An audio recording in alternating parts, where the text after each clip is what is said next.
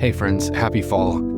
This is episode 3 of season 2, and just to set the table, it's late at night and I grab my phone because my mind is racing. I'm getting pretty excited, and so I ask you, forgive the audio quality, forgive sort of the randomness of this, but I think, I hope that maybe this resonates. This is definitely an episode probably more for church people. You know, if you've grown up in church, you kind of know the understandings of the inside of the system and how it works. This is definitely more pointed in an invitation to you. Anyone, of course, is welcome to listen. And as always, if there's any feedback, I'd love to hear from you. Also brooks@gmail.com. Thanks so much for listening. And hope that this resonates.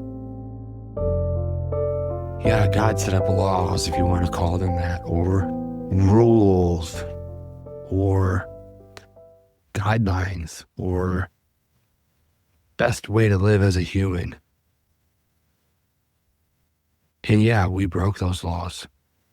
We chose our own way. We decided our way was best. We decided we couldn't trust God. We turned our back on God. We made our own decisions. We made decisions that made life way harder for us in a million ways, and all the consequences that come with those decisions. And yet, because God's filled with love, because God is love, He absorbs all of that. He steps right over the line in the sand of His law to embrace us. It's over the top. It's gratuitous. It's too much. But isn't that exactly what forgiveness is?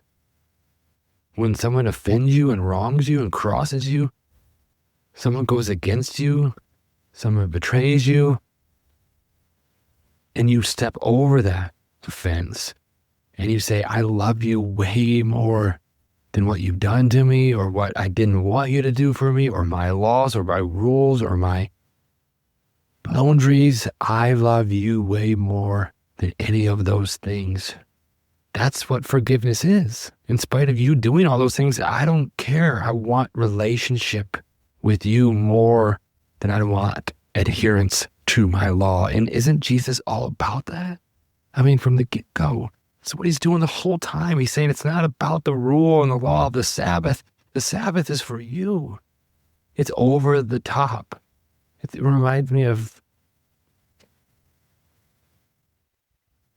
when we have friends come over to hang out. We'll have 6 or 8 friends come hang out for a game night or something. And, my wife, Sarah, with all good intentions, will order like 14 pizzas. 14 large pizzas should do it, right? Yeah, and feed the rest of the neighborhood. She wants to make sure it's covered, but it reminds me of the over-the-topness of the good news of the gospel. Like, that's what it is all along. Remember, people need to be fed. They're hungry, so Jesus takes the loaves and fishes from a little kid. He multiplies them in some miraculous way, some cosmic way. Because why not? Why can't He do that? He does it, and then there's bins and barrels and baskets of it left over after feeding between 5,000 and 10,000 people. Like, that's what He does. Right? The prodigal son. He doesn't just allow him back after some rehabilitation. He runs to him. He grabs him. He kisses him. He puts on the jewelry and a new robe and a feast and a party because it's over the top. Always too much. Isn't there a story about Jesus telling Peter, try the other side of the boat with your nets? They hadn't caught anything all night. And Jesus said, just throw the nets to the other side. And they do it, and the nets are ripping.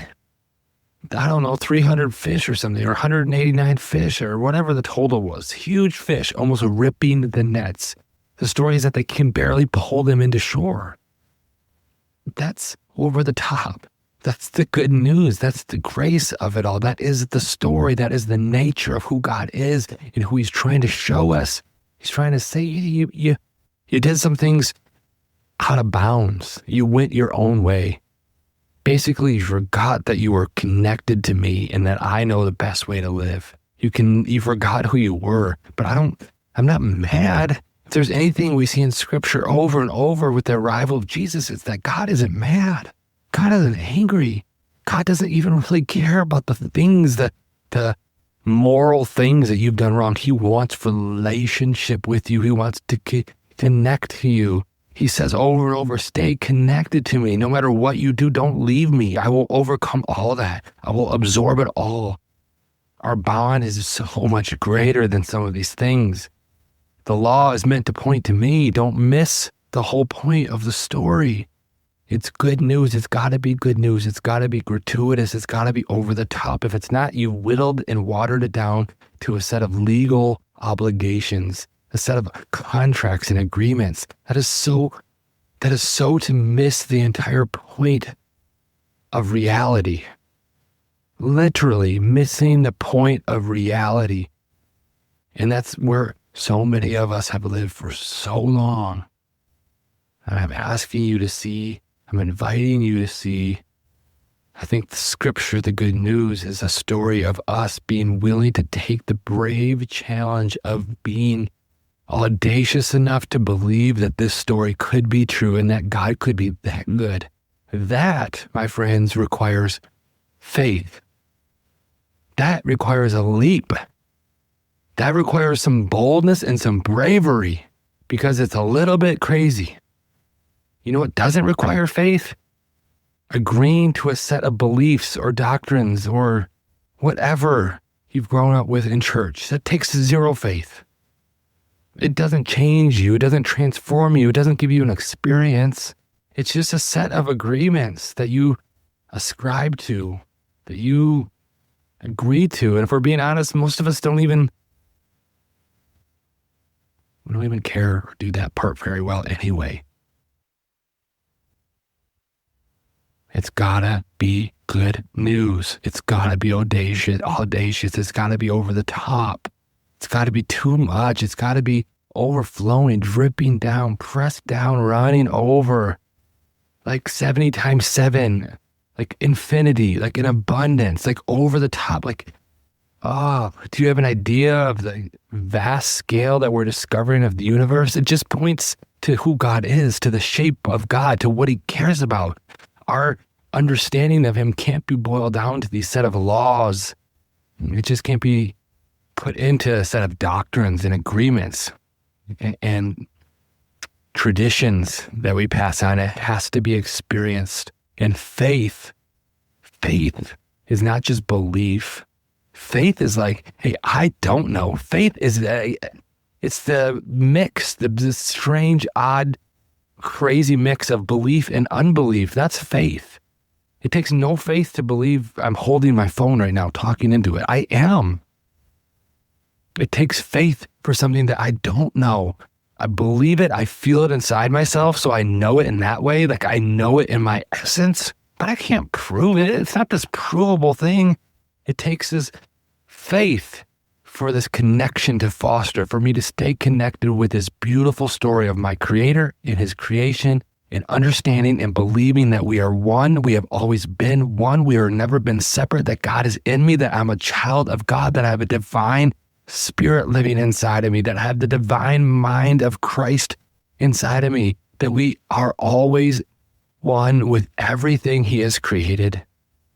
We have always been one and we always will be. We've never been separate. That's the lie, that we're separate somehow, that our sin has made us separate in this space that God can't overcome. That's the whole freaking story of Jesus, to open our eyes to say, hey, that stuff doesn't get in the way. It's not too much to keep me away. Whatever you think you've done, whatever distance you think you've traveled away from me, it's not enough to keep me from pursuing you and waiting for you to awaken to who you are and who I am and how we fit together and how big and how vast and how giant, overwhelming the story really is, how good it really is, how big love really is. That, my friends, takes some faith. It takes a little bit of faith to make that leap, to make that stretch. It's a little bit scary. If you don't have a little bit of like, I grew up calling faith just agreeing. Here's what you were handed down. Here's what you need to believe. Here's what's true about the world because people ahead of you decided it. Now agree to this, please. And we call that faith. We call that being a Christian. That's not being a Christian. That's not faith. That's not following Jesus. Jesus didn't come to help us agree to a set of beliefs. Here, my friends, read these 19 things and believe and agree to all of these things. He came to show us a new way to live, a new way to be human. He came to show us our true essence, our real nature of reality and who we really are. Let's not get caught up on the stupid little stuff that doesn't matter. Love matters. Who we really are, awakening and opening our eyes to see that every single thing that God created, people, plants, animals, oxygen, atoms, everything he created is created in his divine nature. And that the story Jesus came to show us is that there is no separation. I mean, Paul says it as clearly as possible. What can separate me from this big, vast love story? What can get in the way? What's going to derail this train? Nothing, he says over and over. Not principalities, not powers, not spirits, not the worst sins listed in Scripture. He literally says that. He writes that in a letter to the early church. So stop going under the law. Galatians 5, don't put yourself under the law anymore. You're not under the law. You're set free from the law. Don't operate under that limited mindset. That's the kindergarten mindset, and it's where we all start. It's where we all get our base. So we need to include that. Yes, we need to absorb that. We need to understand, but we don't want to stay there. We don't want to stay there. We want to grow in maturity. We want to grow to see the beautiful, full, rich, amazing, mind-boggling, faith-requiring, giant, beautiful love story that is the gospel of Jesus. Now, that's what we need to wake up to. That's what I'm inviting you into. Because I'm starting to wake up and I want you to join me. I want you to see how beautiful and great and grand and wonderful it is and how we're called to be followers and doers. Christians means many Christians. Little Christ is what it means. Christ is an outpouring of love. So that's what I want to be about. I want to be about petty little stupid moral judgments. Who's right, who's wrong, who's in, who's out. It doesn't matter. It doesn't make any bit of difference. God has absorbed it all. And also it's constantly changing. Look at history.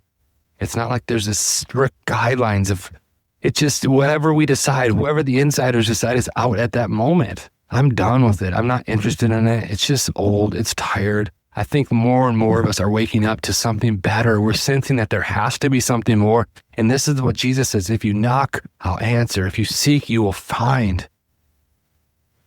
And some of us are looking for something beyond what we've been handed down as agreements and prescriptions and outlines. And here is the shape of God. I want more. I want better. Because if that's all it is, it's not a good story. It's not worth living into that story.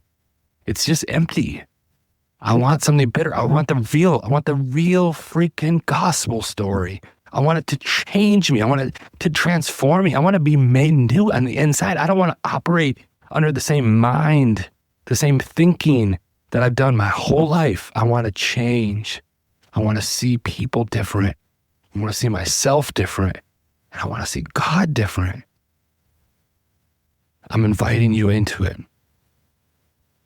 I feel like I have one toe in the water and it feels amazing, and I'm inviting you in to imagine something better than what you've been handed down. Something much, much, much bigger and much, much more ancient, and something we know so little about. This is what I'm discovering. The more I realize I know, the more I realize I don't know. I think that's exactly as it should be. The more I understand the shape of God is not what I was handed down, the more I understand the shape of God is way beyond what I could ever grasp or transcribe or start to put an outline around. It's just too big. It's too vast. But this is the thing. It's like, that's okay, right? The more I lean into it, the more I lean into it being okay as well. I don't have to have all those answers. I'm good with the not knowing. I'm actually at peace with the not knowing, because the not knowing comes from the bigness of God. the vastness, the craziness of her, it, they, the craziness of the unknown, knowable divinity, and yet also the beauty of what we have already been shown, that God's nature is love, that he creates, that she creates, that through Jesus we know the heart of what God cares about, and it's very clear. It's not laws, it's people. Jesus is always putting people before laws. You know what the church has done? We put laws before people. We've got it backwards. So I'm inviting you to unlearn and unleash your grip on some of the things that you've been invited into your whole life and told this is the only way to think about God. Is it? Or is that just what people that came before you told you? Is that just what you've been inherited? You've been passed down, and you don't have to change one bit. You can stay with it. Or you can start to maybe imagine a better story, a much bigger story. And it's a little scary. It takes a little bit of faith, a little bit of courage to believe this good story. But I promise you, once you start to do this, it opens up and it's rich and it's wonderful. And you'll never, ever, ever, ever dream for a second that you'd ever want to go back to a set of agreements and laws and doctrines. Like, no, thank you. No, thank you. Anyway, that's my ramblings. And I would love your thoughts. I'd love your feedback. Does this resonate? Does this in any way vibe with what you're sensing or feeling or thinking or praying? If so, I would love to hear it. Thanks for listening. Until next time.